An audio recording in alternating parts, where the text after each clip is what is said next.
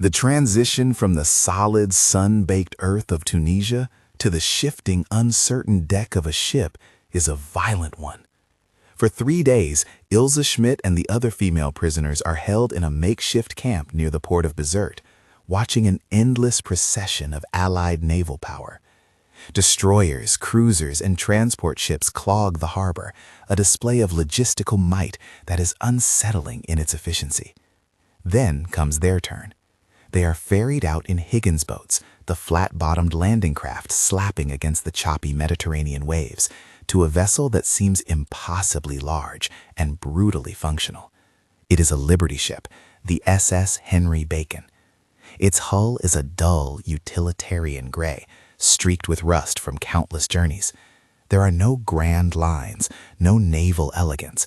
It is a floating warehouse, built for one purpose: to carry the material of war across the ocean. They are herded down a narrow gangway into the ship's hold. The air immediately changes.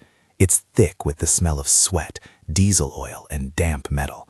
Hammocks have been strung up in rows, stacked 3 or 4 high, so close together that you can feel the warmth of the person next to you. The space is dimly lit by bare bulbs encased in wire cages, casting long, dancing shadows with every roll of the ship. This will be their world for the next 3 weeks, as the heavy steel hatches clang shut above them, plunging the hold into a perpetual twilight. A wave of claustrophobia and despair washes over the women. But the German spirit, drilled and conditioned for years, is resilient. In the cramped confines of the hold, the narratives of the Reich reassert themselves. The older, more cynical women are quiet, but the younger ones, like Ilse and Anke, bolster each other with the familiar refrains of the propaganda ministry. "This ship is a death trap," one woman declares, her voice a confident stage whisper. "It is old, slow, a perfect target for our U-boats. They'll be tracking us now," Anke adds, her eyes wide with a mixture of fear and excitement. "Admiral Donitz knows. His wolves will find us." They speak of the U-boat aces by name: Preen, Kretschmer, Top, as if they were personal guardians. They imagine a dramatic rescue at sea, a sleek German submarine surfacing, its crew emerging victorious to liberate them. Or, in darker moments, they imagine a torpedo striking home, a quick, violent end that is somehow preferable to the humiliation of being paraded as prisoners in America. The one thing they cannot imagine is nothing. They cannot conceive of a journey where the German Navy is absent, where the Atlantic is not a hunting ground patrolled by the Reich. The days blend into a monotonous cycle. The constant vibrating thrum of the ship's engine becomes the rhythm of their lives. They are fed twice a day, a strange, mushy concoction the Americans call corned beef hash and hard biscuits. It's bland, but it's filling. More filling than the meager rations they had subsisted on during the final weeks in Tunisia. This fact is another small, unwelcome crack in their worldview. How can a starving nation provide so much food for its prisoners? A week into the journey, the Henry Bacon joins a convoy. For a few hours, the women are allowed on deck in small groups for fresh air. The sight is staggering. Dozens of ships stretch to the horizon in every direction. Tankers, freighters, and other Liberty ships, all laden with cargo, form a floating city. Around them, like sheepdogs guarding a flock, dart the sleek gray shapes of destroyers, their hulls cutting through the waves with predatory speed. The scale of it is hard to process. This isn't a trickle of supplies getting past a blockade. This is a highway of steel. They are concentrating their forces, a former signals operator insists. It makes them a bigger target. One wolf pack could sink half of this convoy in a single night. They watch the sky, waiting for the Condor reconnaissance planes. They scan the waves, looking for the telltale feather of a periscope. They listen for the deep, resonant boom of a depth charge, the sound of a battle being waged just over the horizon. But there is nothing, only the endless gray-green of the Atlantic, the cry of gulls, and the steady, unmolested progress of the convoy. 2 weeks out, a storm hits. The North Atlantic in late spring is a malevolent beast. The Henry Bacon groans and creaks as it is lifted on mountainous waves and dropped into deep troughs. In the hold, it is chaos. Women are thrown from their hammocks, metal scrapes against metal. The air is filled with the sounds of seasickness and panicked prayers. Ilse wedges herself into a corner, her hands gripping a steel beam, and thinks, now is when they are most vulnerable. If a U-boat is out there, this is its moment. The storm is its cover. But the attack never comes. The storm passes, and the convoy, battered but intact, steams onward. The silence from the Kriegsmarine becomes a presence in itself. It's a loud, accusing silence. Where are the heroes of the deep? Where is the invincible weapon that was supposed to starve Britain and keep America out of the war? Doubt, once a whisper, now begins to speak in a clearer voice in the minds of the prisoners. The daily propaganda that had been their reality now feels thin, brittle. They talk less of U-boat aces and more about what might await them. They try to picture America, a land they only know from Nazi newsreels depicting breadlines, gangsters, and racial strife, a hollowed-out power ripe for collapse. Then, on the 22nd day, a new sound reaches them. A foghorn, deep and resonant, bellows from somewhere in the misty distance. A change in the engine's rhythm follows, a slowing down. Shouts echo from the deck above.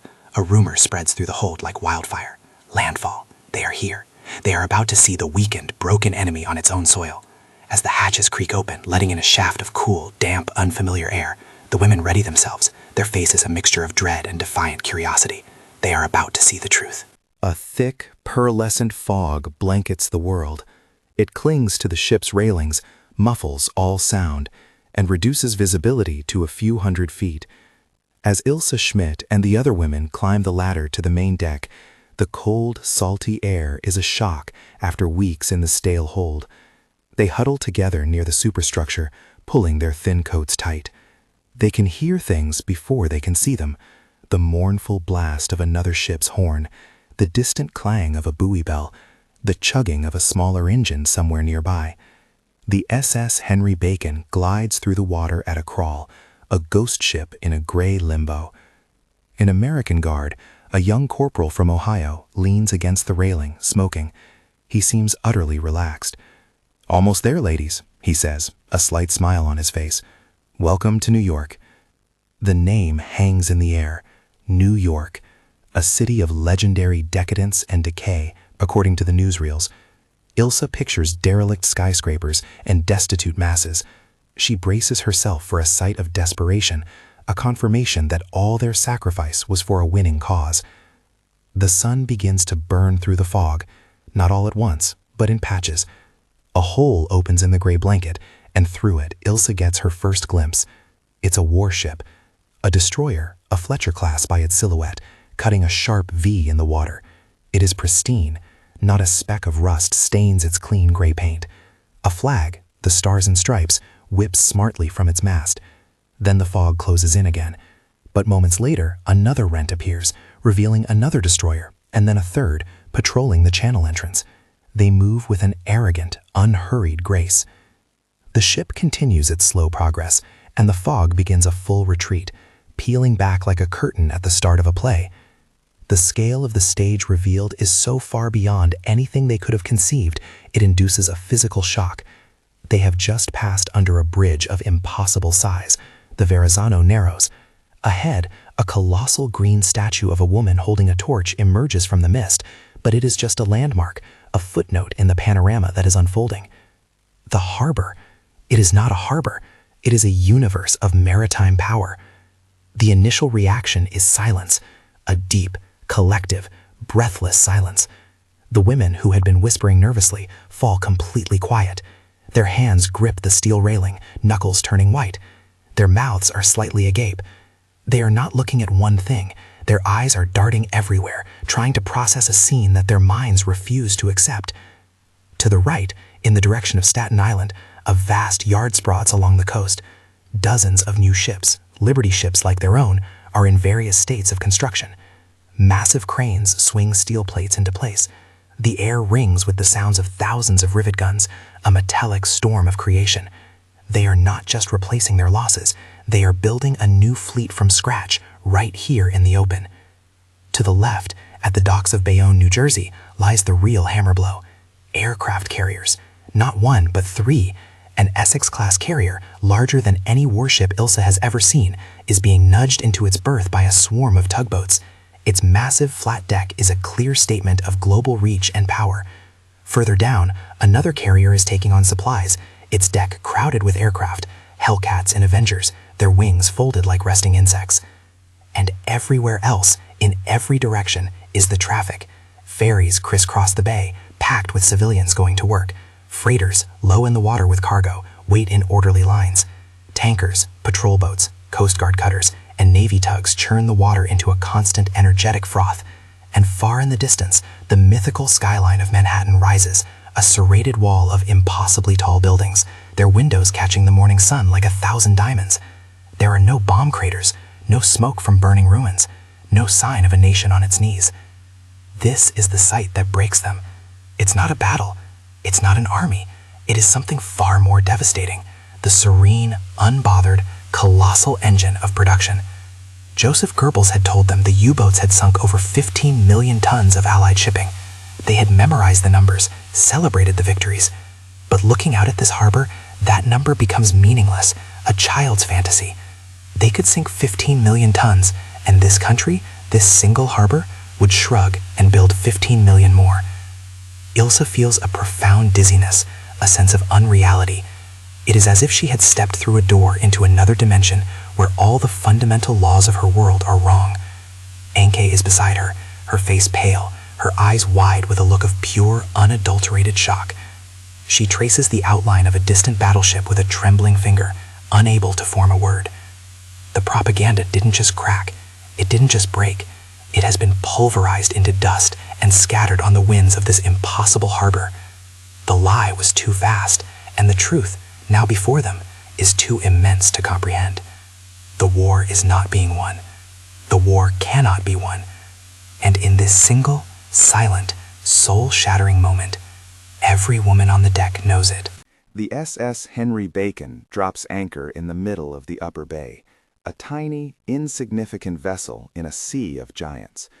The American guards allow the prisoners to remain on deck, a gesture that seems less like a kindness and more like a deliberate lesson. For an hour that stretches into an eternity, the German women do not move. They are statues of disbelief, lined up along the railing, their gaze fixed on the spectacle of American might.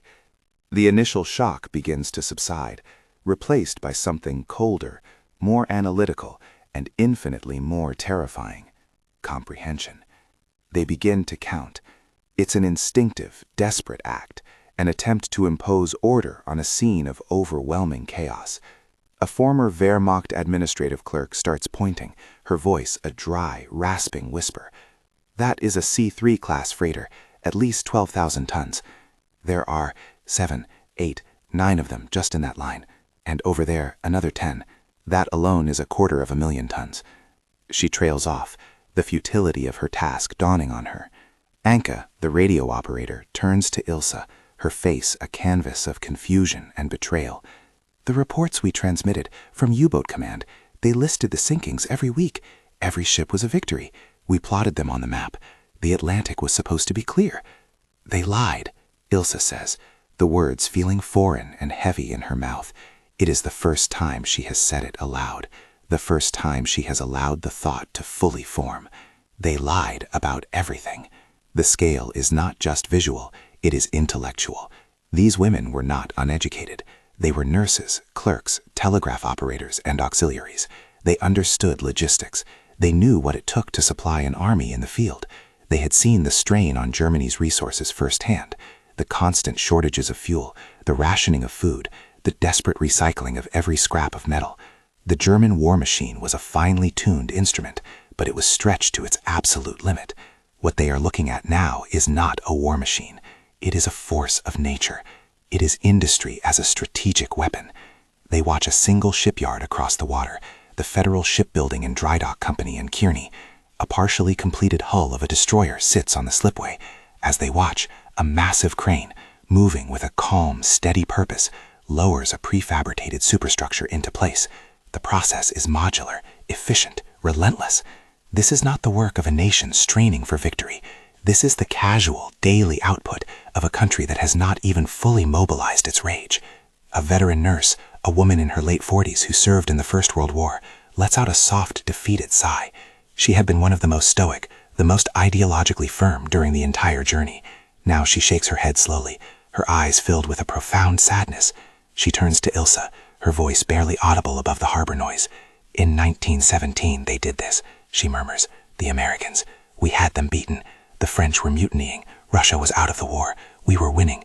Then these people came. We did not believe it was possible then either. We thought it was propaganda. She looks out at the forest of ships, the towering city, the ceaseless activity. Mein Kind, she says, placing a hand on Ilsa's arm. We can never defeat a country that can build this much. Never. That single, simple sentence is the eulogy for the Third Reich. It lands with the force of a physical blow. It is the final, unassailable truth. All the talk of wonder weapons, of Aryan superiority, of the will of the Führer, it all evaporates in the face of this simple, brutal arithmetic of production. Germany could build 1,000 perfect Tiger tanks, but America could build 50,000 Shermans. Germany could launch 100 U-boats, but America could build 1,000 destroyers and 10,000 ships for them to hunt. The sun is higher now, glinting off the windows of the Empire State Building. Ferries glide past their anchored ship, and the civilians on board barely give the drab transport a second glance. They are a curiosity, nothing more, a small piece of a distant war that has not touched their shores. For these Americans, the war is an industrial project.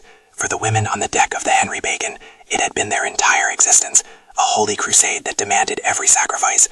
The jarring disconnect between these two realities is the source of their despair.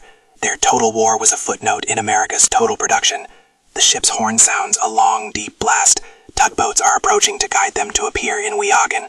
The guards begin to gently herd the women toward the hatch, back down into the darkness of the hold. They go without protest, without a single word. The defiant spirit they carried from Africa and across the Atlantic is gone. As Ilse takes one last look at the impossible panorama, she feels not anger or hatred, but a vast, empty sense of being profoundly and utterly fooled. The war was already over. It had been over from the beginning. They just hadn't known it until now.